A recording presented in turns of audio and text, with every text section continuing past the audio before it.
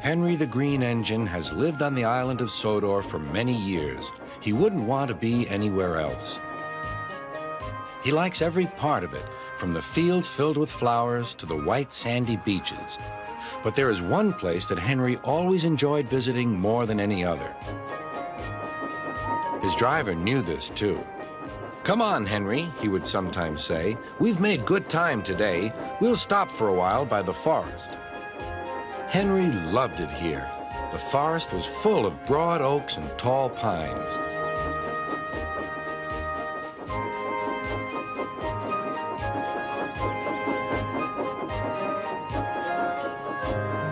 Henry could remember the day long ago when he and Toby brought some new trees to be planted, and Terence and Trevor helped haul them into place.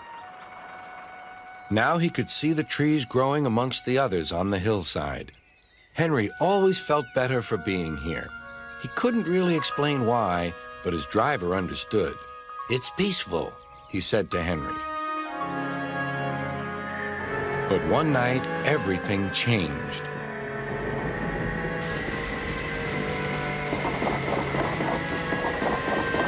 The engines were resting in the shed.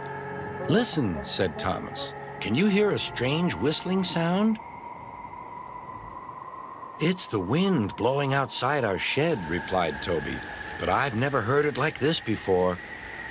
"Do you know," added James, "if Gordon wasn't here now, I'd say it was him thundering by with the express." All the engines laughed, except Henry. "I hope the wind won't harm the forest." By morning, the fierce winds had gone, but the damage was done. Henry's driver came to see him in the yard. "Trees have fallen on the line," he said. "We must help clear the tracks." Donald set off with the breakdown train, and Henry followed. Trees lay everywhere. The hillside now looked so bare. Henry felt sad. "What will happen to all the animals who live here?" he thought.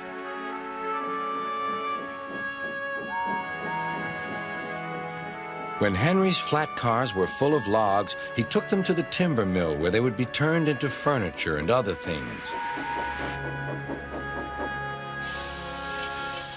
Henry was glad the wood was being put to good use, but he was still sorry to lose part of his forest. "Oh, dear," sighed Toby to Thomas. "I wish there was something we could do to make things better again." "Yes, indeed," replied Thomas. "But what? We can't mend broken trees." "Hello, Toby," said Sir Topham Hatt. "You do look glum." "I'm sad about the trees," said Toby. "And so is Henry. The forest is a special place to him. Now some of it is gone." "We'll soon put that right," replied Sir Topham Hatt. "I have an important job for you, Toby. I would like you to take some freight cars to the forest." When the freight cars arrived, Toby was delighted. They were full of splendid young trees all ready for planting. "This is the best job I've ever had," said Toby happily. When Henry returned, he was most surprised.